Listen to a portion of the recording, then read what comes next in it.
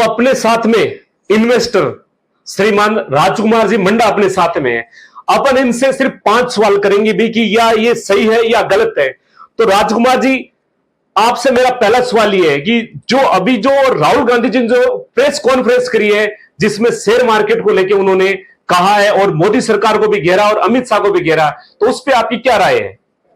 कहीं ना कहीं यहाँ हमें ऐसा लगता है कि राहुल गांधी जी भी गलत नहीं है, क्योंकि ये किसी स्टॉक मार्केट में किसी नेता या किसी कंपनी का प्रॉपर इशू नहीं होता। उनको मार्केट के अंदर ये कहना नहीं होता कि मार्केट ऊपर जाएगा या नीचे जाएगा। अब उनकी भावनाओं पे डिपेंड करता है कि वो देश हित में बोले या किसी इन्वेस्टर के हित में बोले। अब मैं आप लोगों ने एक चीज और पूछूं कि अभी जगह अपना जगह मोदी जी और अमित शाह जी को बयान दियो कि इन्वेस्टमेंट की मार्केट बढ़ने वाला है, तो इन बयान पर आपकी कहीं कुछ प्रतिक्रिया है? ये हमारे देश के प्रधानमंत्री है, कुछ बोला है तो सोच के ही बोला होगा, पर इसमें जहां तक सेबी और गवर्नमेंट की गाइडलाइन है, अच्छा, मोदी को स्टॉक मार्केट के बारे में किसी में भी इंटरफेयर नहीं करना चाहिए। अब उन्होंने किस विचार से कहा है कि मार्केट बढ़ने वाला है, जबकि पत्रकार का ये सवाल था कि मोदी जी आपकी अगर 400 सीटें नहीं आती है तो मार्केट का क्या होगा? तो मोदी जी ने बोला था कि हमारी 400 सीटें 400 प्लस आएगी और मार्केट टॉप पे होगा।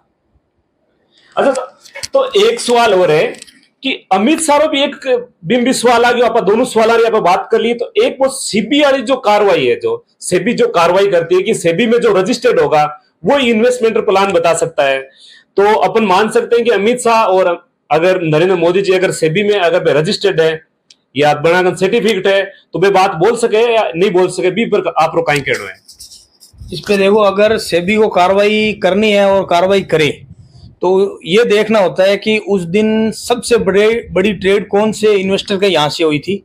ये सेबी का काम होता है। स्टॉक मार्केट में जो भी गड़बड़ होती है उसकी कार्रवाई, उस पे विचार या जांच जो भी करती है सेबी करती है। तो इसके अंदर नरेंद्र मोदी और अमित शाह सेबी को विचार करना चाहिए, इसमें राहुल गांधी जी गलत नहीं है।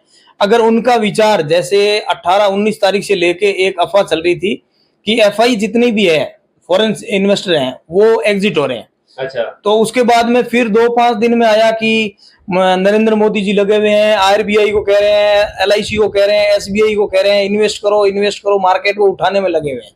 तो अगर उस विचार को देखें, उन बातों को सुने, तो वो एक सही भी था, क्योंकि मार्केट अगर बहुत ज्यादा नीचे जाता तो रिट्रेस लेने में काफी तकलीफ होती। अच्छा, और 4 तारीख को जो हुआ था उसके अंदर मोदी जी का कोई हाथ नहीं था।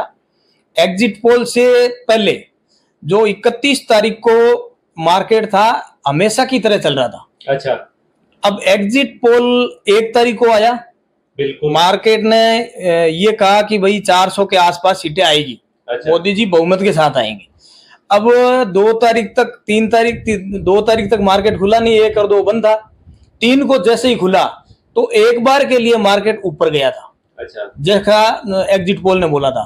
अच्छा। लेकिन ये बिल्कुल गलत है कि वो मार्केट उस दिन मोदी की वजह से गिरा था, क्योंकि जैसे ही 11 बजे के बाद पोलिंग के अंदर राहुल गांधी जी इंडिया जो गठबंधन है वो 200 से ऊपर चल रही थी, 220, 30, 33 आ गई थी। अच्छा। उसके बाद मार्केट गिरना शुरू हो गया था। मोदी जी ने 300 पार नहीं करी थी, इसलिए मार्केट वो काफी गिरा था। लेकिन लास्ट में 3.5 बंद होते होते वापस रिट्रेस किया था, क्योंकि मोदी जी की 290 से प्लस हो रही थी एनडीए की, जिसमें बहुमत मानते हैं। अच्छा, और आज अगर उसको देखें 4 से आज 7 तारीख है, तो जो मार्केट 31 को था आज उससे भी ऊपर है। तो मार्केट वापस अप हुआ है, ये मानते हैं मार्केट वापस अप हुआ, यानी इन्वेस्टमेंटरों को कुछ फायदा हुआ इसमें। हाँ। तो अब जो राहुल गांधी जी ने जो बयान दिए थे, जो प्रेस कॉन्फ्रेंस रखी, उसमें सब कुछ बताया, तो उस जो प्रेस कॉन्फ्रेंस में जो भी उन्होंने जो क्वेश्चन, जो भी सवाल किए, जो भी उनको बताया, जो भी पूरी जनता को प्रेस कॉन्फ्रेंस बताया, उससे आप कितने सहमत हो? राहुल गांधी की बात सही है, क्योंकि उस दिन एक ये इवेंट की तरह देखा जाता है।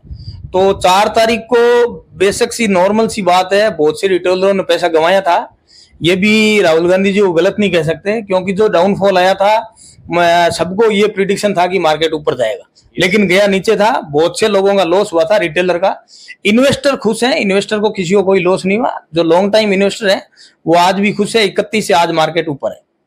चलो, बहुत बहुत धन्यवाद आपका राजकुमार जी मंडा का, जिन्होंने आपको भी जानकारी दी और मेरे को भी बताया कि क्या क्या कुछ हो सकता है, क्या क्या नहीं। धन्यवाद आपका बहुत बहुत। जैसा कि आप लोगों को मैंने राहुल गांधी जी का वीडियो दिखाया और अमित शाह और मोदी जी का वीडियो दिखाया, और फिर अपने जो इन्वेस्टर हैं राजकुमार जी मंडा, उनसे भी अपन ने बात की, तो आप लोगों को क्या कुछ लगता है कि राहुल गांधी जी सही है, या नरेंद्र मोदी जी सही थे, या अमित शाह जी भी सही थे, या जो ये इन्वेस्टर जो अपना जो बता रहे हैं, या वो सही थे? कैसा कुछ है आप लोग मेरे को कमेंट में जरूर बताएं।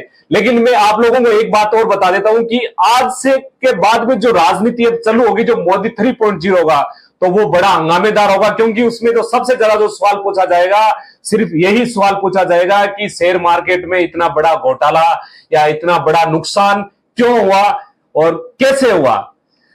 आप लोगों ने अभी तक हमारा अगर न्यूज फॉर इंडिया अगर सब्सक्राइब नहीं किया है तो आप सब्सक्राइब जरूर कर लेना, क्योंकि हम लोग सच हर कीमत पर बताते हैं, चाहे कुछ भी हो जाए। नमस्कार दोस्तों, मैं हूं आपका साथी लक्ष्मण सिंह सुरदना।